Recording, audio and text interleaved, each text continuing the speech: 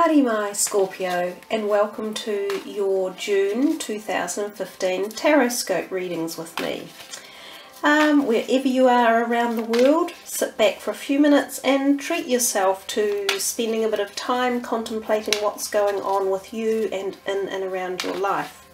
This beautiful stone is a fluorite octahedron that was actually charged in the king's chamber in one of the pyramids in Egypt, and when I initially purchased the crystal it was beautifully perfect and I absolutely adored it for its perfection. It's such an enchanting shape and colour and stone.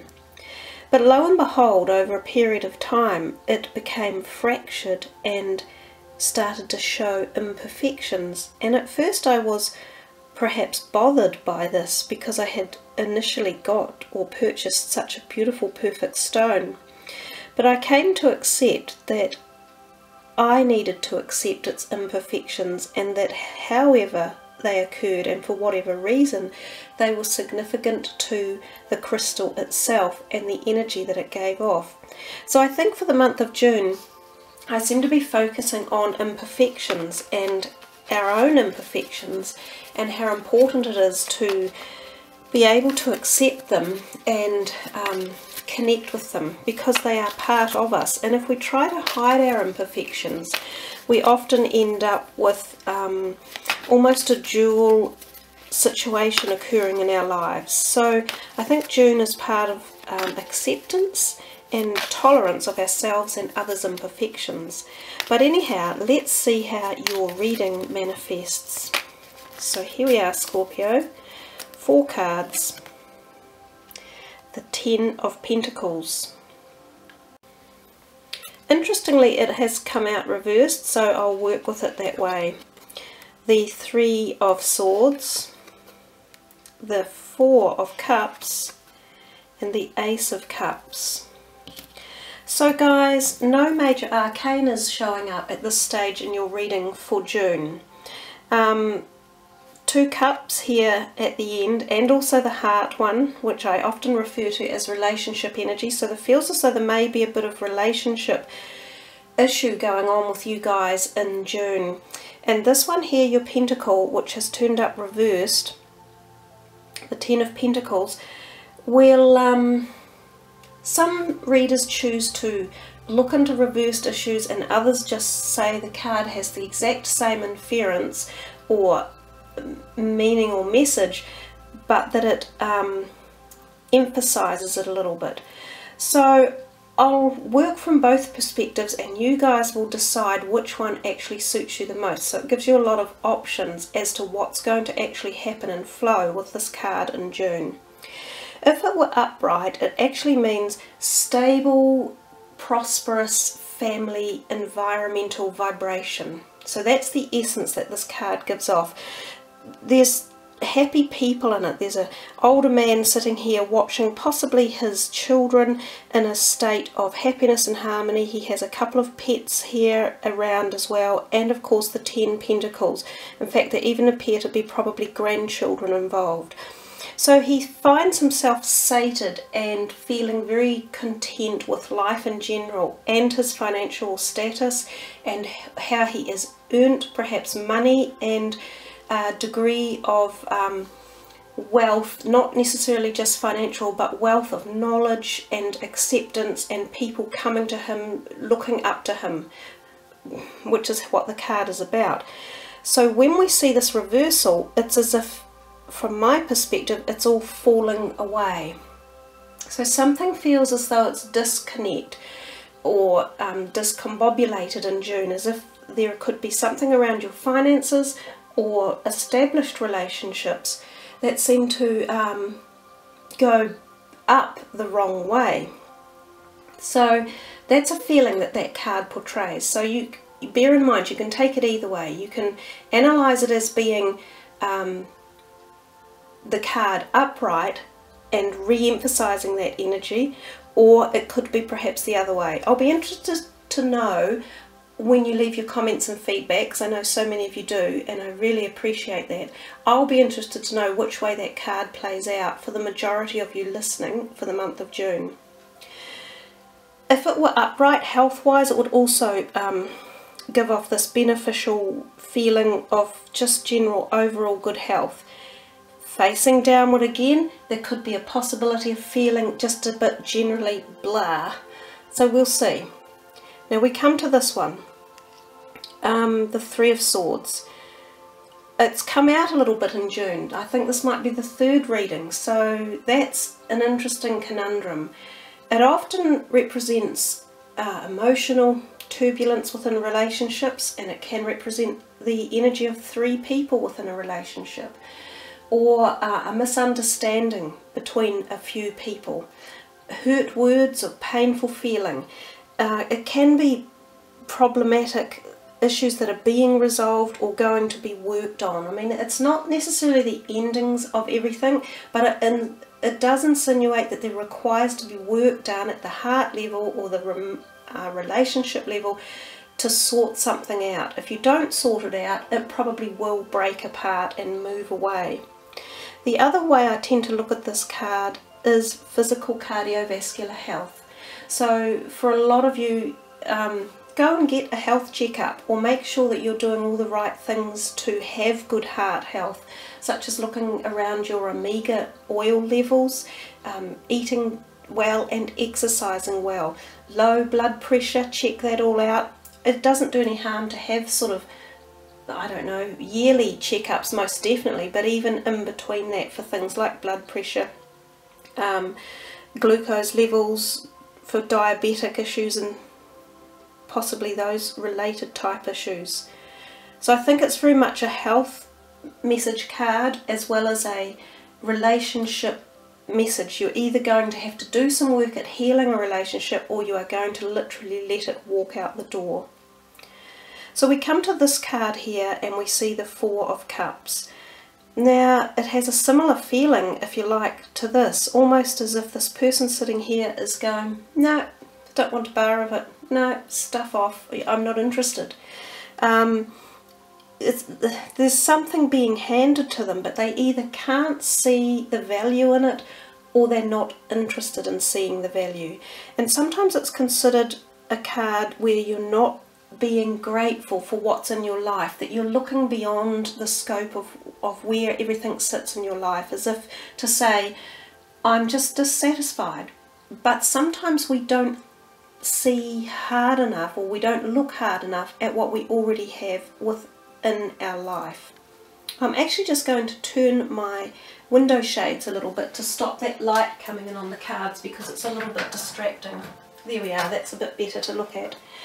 So oftentimes this card can represent the fact that we aren't seeing easily enough what we actually have in our lives, and we're not appreciating it for some reason or another. So it's a little bit of a message about learning to have gratitude, and we can find gratitude in the smallest things. You should be able to find things every day to be grateful for, and they don't have to be great big magnanimous events or gestures from other people, or even gestures from yourself. It's about getting up in the morning and being able to say, I'm grateful for being here today. You know, I'm grateful for being able to see or hear, if you're lucky enough to have those gifts. So we can find gratitude, and often when you ignite that feeling, even at the smallest, most minute level, you bring that power of gratitude into your life for so many other things, and then consequently you move forward with more positivity, and you also start to pass it out to others as well. Often this is a very self-absorbed card about you're just really thinking about yourself and your own desires.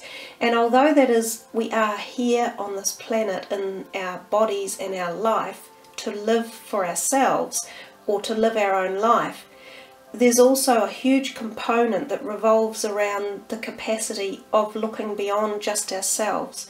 Because when we do just reside within our own being or our own needs and wants, and this self-absorption can occur, we can often find ourselves in a state of anxiousness or anxiety or depression, and that's how sometimes those feelings come within us, because we can't see beyond, we can't see on the outer. to all the value and the love and the light that is there. Anyhow, guys, we come to your fourth card, which would, you know, we're working week by week through June. So first week, second week, third week, coming to the fourth week, we see this Ace of Cups. It really is rather a beautiful card for so many different reasons. It's driven by, again, the emotional feeling of relationships and our heart chakra. And it's handed to you through the ethers, so it's coming at a almost a future feeling, as if it's not fully delivered, or it's very much a tentative proposal that someone is literally handing you. And it basically is this gift of emotional bonding and light and love. It's, you imagine being handed something so beautiful like that in front of you right now. How would you feel? You would have this immediate feeling of warmth and connection to the person that was passing that across to you. So for some of you, towards the end of June, there could well be a lovely connection coming your way, or if it's a relationship that you're already in, you may rebalance it after this earlier juxtaposition over here where things seemed a little bit down or tense in one way or another. So there may be reharmony established towards the end of June.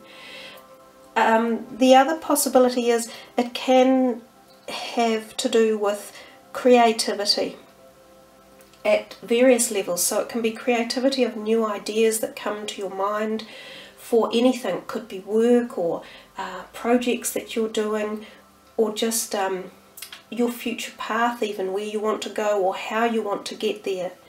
It can also be a connection to some sort of spiritual part of your journey, definitely, because we see these are quite spiritual, divine essences that are being dropped into the cup that is overflowing with this elixir of life, if you like.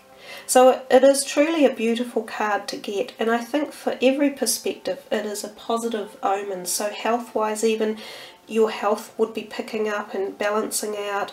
There's potential for new romance or new partners, and they can be very close bonds. As we say, as I've talked about, this is the essence of very close establishing ties that pull you or bond you together. Money-wise, it would even seem, you know, you get a feel of a slight beneficial increase for your finances as well. So I think it's a nice way for you to finish the month, Scorpio. Yeah, I will be interested to hear your comments and what you all think about this card as well. Give me your feedback, because I love to hear all the suggestions and feedback as well. Anyhow, let's move on next to the angels, gods and goddesses cards, because people seemed quite interested in the energy of those. So here we have them here. They're really hard to shuffle because they're so big, but I've shuffled them a couple of times, and we'll just put them down and sort of see. Look, this one here seems to want to come out. The God of Indulgence. It's all right. Stop beating yourself up. A little indulgence in balance is healthy. So, and that's what I think at the very beginning when I talked about our imperfections in life. We're human. So the very nature of a human life is imperfection. If you were perfect, you wouldn't be here. It's that simple. So embracing our imperfection is exactly what this card has suggested. To allow yourself the occasional indulgence and don't beat yourself up, for the exact reason that you have to, I guess, reward your journey along the way as well. And some people reward themselves by, you know, going out and buying a brand new beautiful item that they like a handbag or a pair of shoes, or a trip overseas. And if you can financially afford it, why not? Isn't that what you're working towards? Isn't that what you gain your monetary position for? Some people indulge with, say, a celebratory party or event. You know, if you get engaged, you have an engagement party. That's a celebration. That's an indulgence of the accomplishment. So there are obviously levels of indulgence which are good for you. They're beneficial because they give you that vibration of acknowledging your success. And then we get to the levels where we go beyond it. And that's where you need to know the difference. The ability to indulge yourself at a level that fosters improvement and encouragement and continuing to go forward, and a level that takes you down because you've pushed the boundaries too much. You've either spent too much or you have consumed something too often or too much, which is bad physically as well as emotionally. So that's a nice strong message for you guys to think about there, Scorpio. You've got quite a kind of determined reading that's coming through. It's like it's a bit, you know, full on with messages about behaviour and events in June, but that's life. As we say, nothing is perfect. So let's just do one of the beautiful white light energy cards to finish your reading. So these ones, guys, let's see what's going to pop up.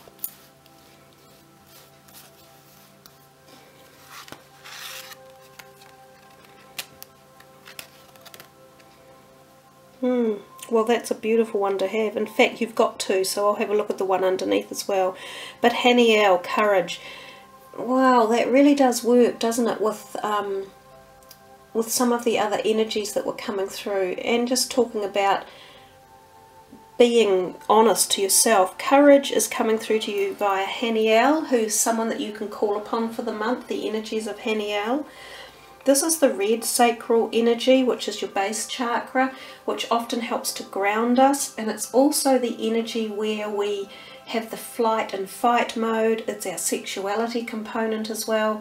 So if you get balance and harmony in and around that area, it's a particularly good way to gain strength at all levels, physical, emotional and spiritual. And you can call on Haniel obviously to do that, and the grounding influence. So it's a nice energy to have for the month of June, courage. I think most of us wish for courage in any of our moving forward in our life journey events, everything. We require courage, otherwise we end up sitting in the corner and too afraid to take that next step, or to just venture out and try new exciting pathways or actions, friendships, anything. So courage is very nice, but let's see what's hidden beneath it. Evolution. And that's the chakra that is just the next one up. So just up from your base chakra is your sacral chakra, where your strength, your physical strength in particular, comes from, which also garnishes again more strength. You're being given a lot of strength in June, and it might be to get you through any turbulence that is around, but you are being given some amazing universal strength, if you want to call on it. Now, Sandalphon is the earth angel, and I was just talking here about grounding from earth and getting that energy, so that's reinforcing that message for you.